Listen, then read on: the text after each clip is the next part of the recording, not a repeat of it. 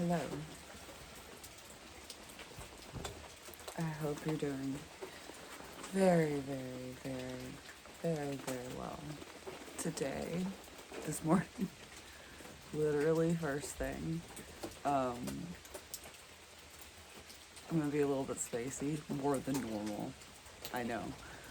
I just woke up and it's raining, it's dark, and the cocks are crowing, and I'm gonna have my first cigarette, and then I realized that I smoked my last one last night, and so all I have are more. Woo! What a terrible thing to have happen. So the two mores I had been saving are now going to be my first cigarettes of the day.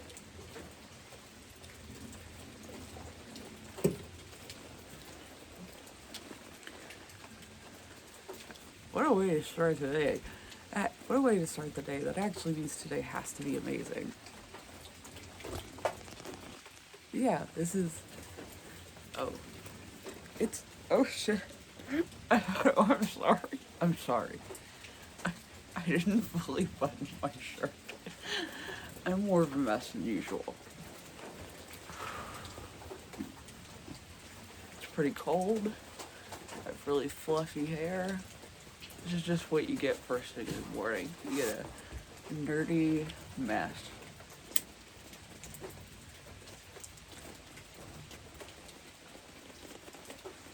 Don't got lips, chapstick on or nothing, Jesus. Just jumped out of bed all fluffy.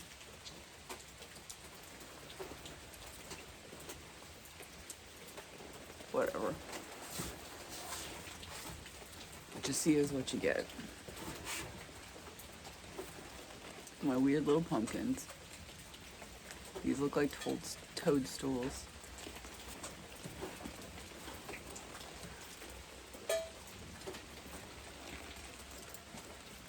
I picked out the ugliest pumpkin. I'm not gonna get it because it's a hollow wet, but that one on the end, oh, you can actually see it a little bit, that bump. This is massive wart on the side of its face, and I love it. I looked through all the big mounds of Amish pumpkins and picked out the most grotesque. And the checkout Amish was like, what? She could be like, how much even are you even charging for these? And I'm like, they're gorgeous.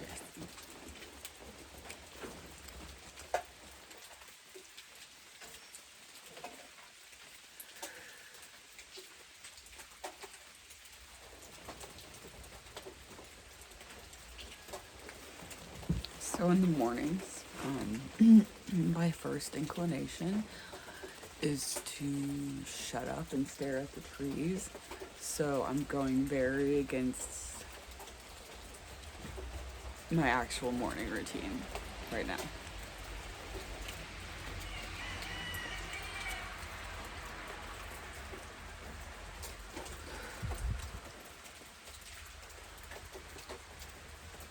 I love moors.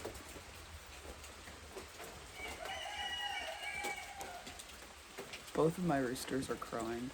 You hear the good solid crow? That sandwich, the really strangled crow, is my silky, which are the really fluffy chickens.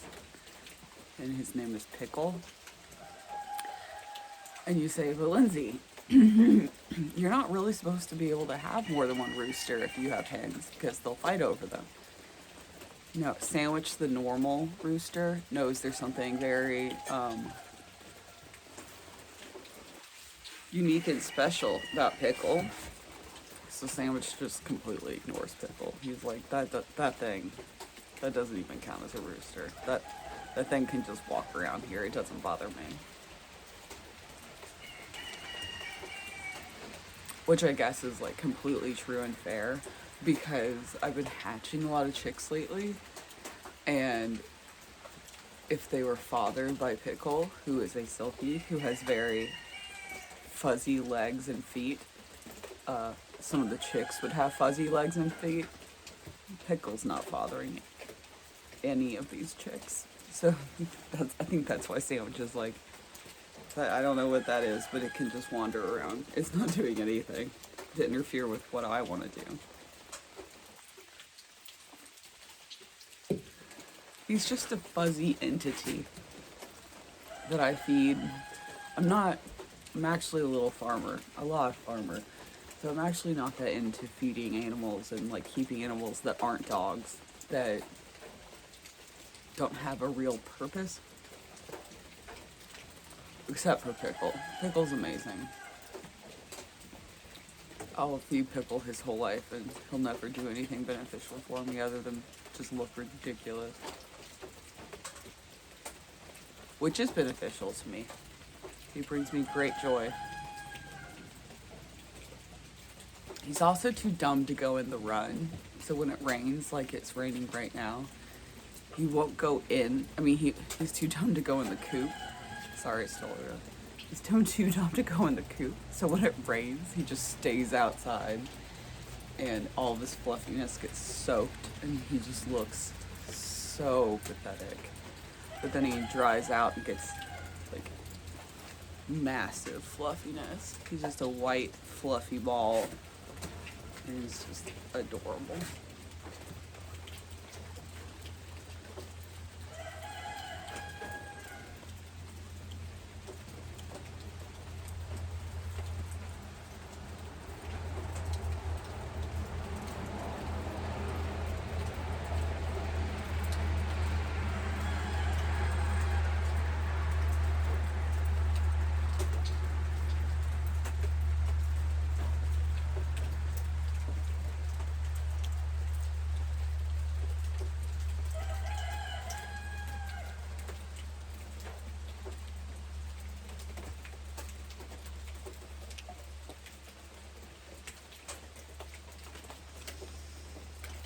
I love the rain sounds.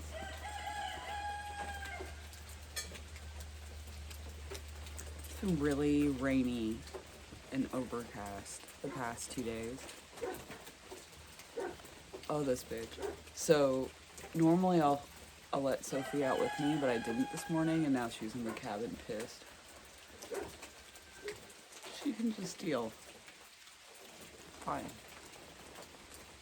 I grabbed the first coat I saw, which was my super thick, heavy Ella Bean jacket. I was saying something. Damn it, what was I saying? I don't remember. Once I start drinking caffeine, it gets better, I swear. Or at least I feel like it gets better. It might not actually be better. What was it? I don't know. It doesn't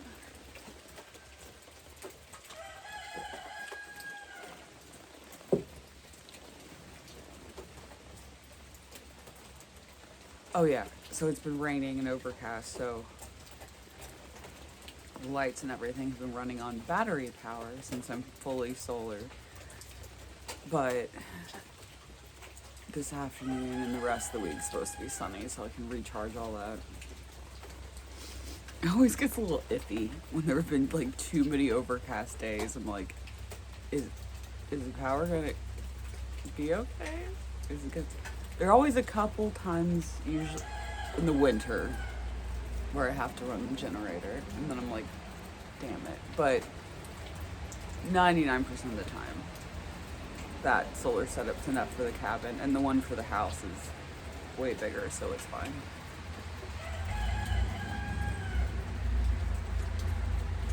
It's always fun.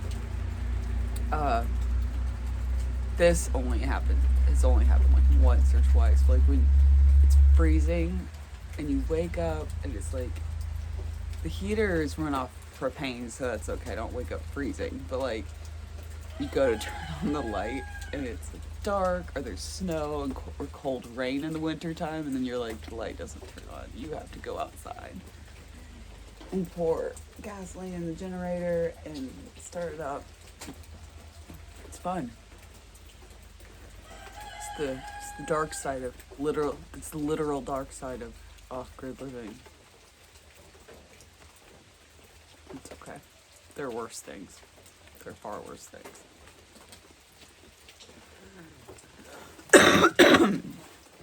But as long as you're smart and keep an eye on the battery percentage, it's fine. Just sometimes it sneaks up on me.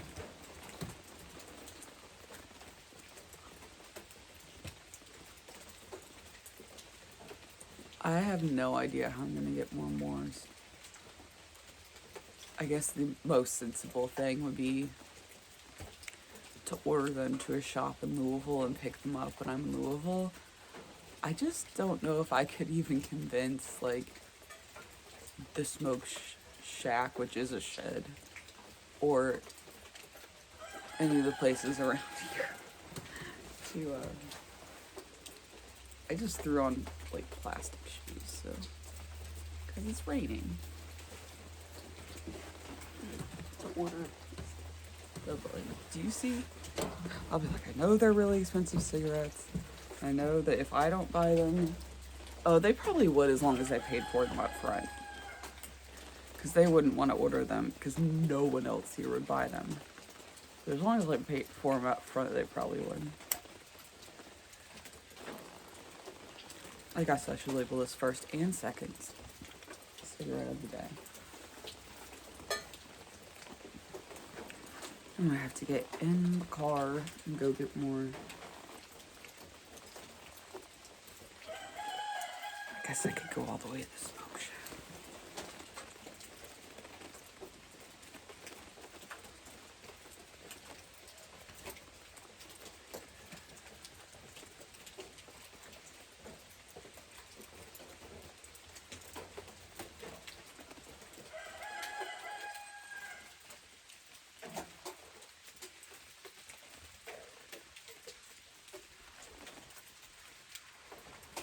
If you were sitting here on my porch with me right now, this is exactly what I would be not talking. I would be just staring.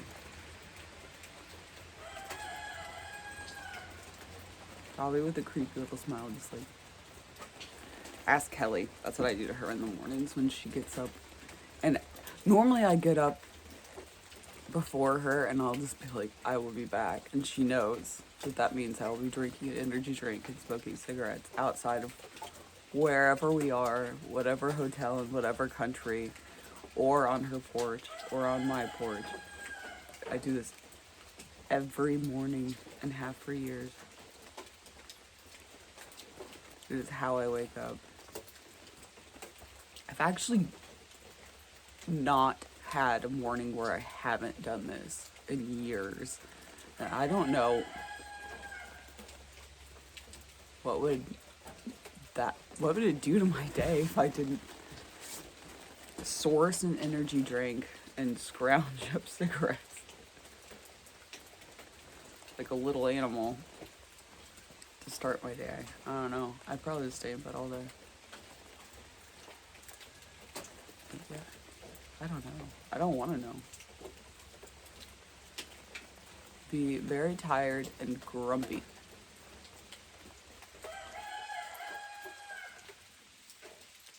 You can tell it's getting lighter. This big box is a radio, in case you were curious. I blast tunes when I have fires at night. Oh yeah, a raccoon got into my trash last night. That doesn't normally happen, but it did.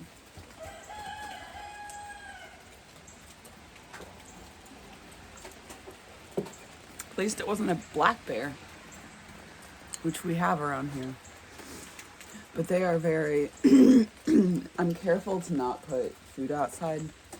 They're also very skittish around people. At least the ones around here are. Like they get sighted right around where I live, but they're always walking away from the people who see them. Like you hear about them going into campgrounds out west and in the Appalachian trails and stuff, but Not here. They're not curious. I mean, they might be curious, but they're not curious of people here. They stay away.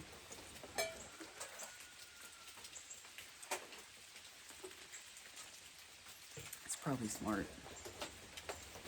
Because there are lots of hillbillies in these hills, and they would shoot them.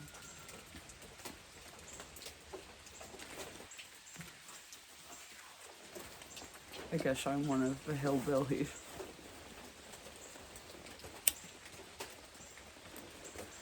I guess I'm a literal hillbilly. I live in the hills and the hollers.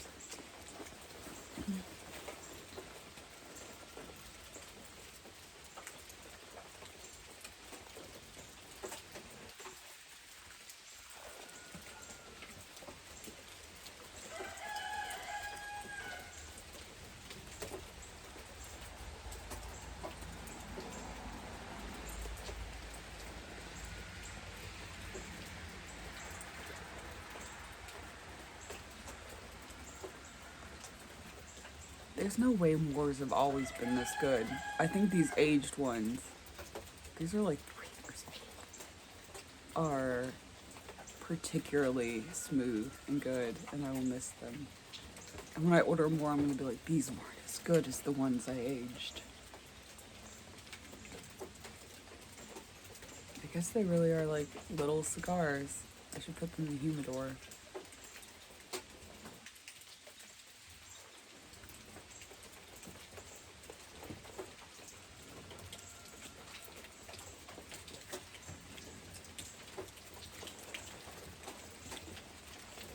Oh, you see the Bronco and its trailer.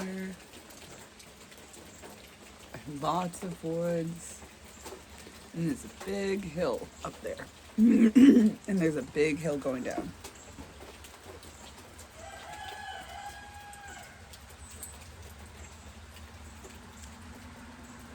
I don't usually have to clear my throat so much when I'm smoking. Maybe there's like, I'm not going to think about if there's anything growing in these or if it's because they're old. It's fine.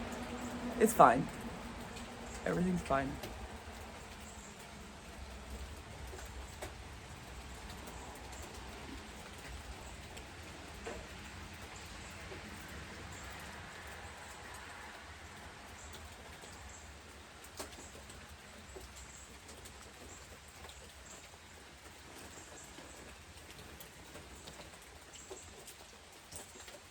All my toads are in hibernation. I was like catching toads every night. So like, I know I'm an adult, but I just, catching a toad and like looking at it, and it's just adorable little face, gives me a pure blast of serotonin. I just love them. And in the morning, first thing, like as the sun was coming up like this, I'd see them hop back from their little hunting places in the woods over on that side, and they live under my steps. So, my porch steps. And so I just see them hop, hop, hop after their long night out. But it's been cold enough at night, they're all hibernating now, so I'm not gonna see them till spring.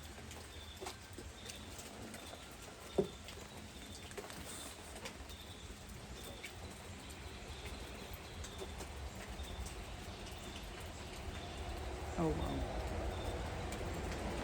I guess I could have a pet one again, and then I'd see it all the time, but when they don't hibernate, they don't live as long, and I feel like catching a wild toad and then doing that to it would be pretty mean. And I know you can like help or like force your pets to hibernate, like people do with turtles and toads and stuff. But I just feel like I would get that wrong. Like, I know that people will put like their tortoises in like a Tupperware container with air holes and like put it in their fridges and stuff, and then it'll hibernate and they take it back out in the spring. But I really feel like if I did that with a pet, I would accidentally kill it, and that would be very upsetting. And I'd end up with a dead pet in my fridge. And not know it, but then it'd be bad. It'd be like the time that Amanda and I, my sister and I, were little, and we saved Chipmunk from our cats, and then Amanda put on a big, my dad's like big thick leather fire resistant gloves and carried it. We carried it down to the woods. It was struggling a lot.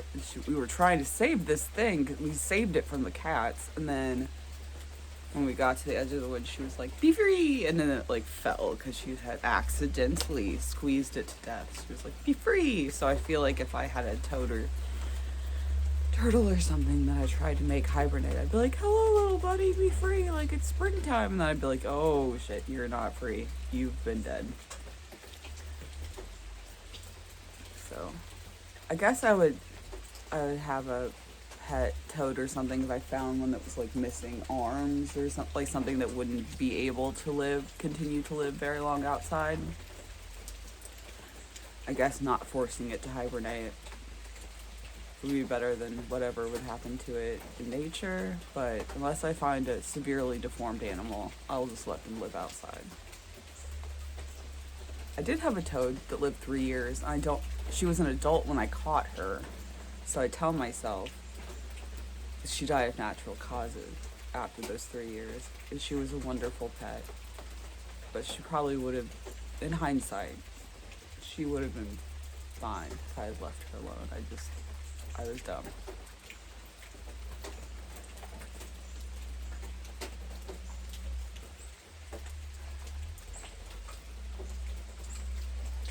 Well, the sun is now up, and I'm feeling a bit more myself.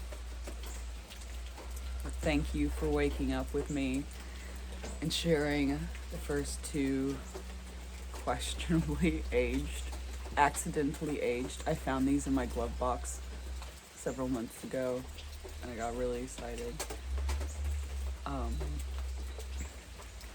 Wonderfully aged, very carefully aged. Moors.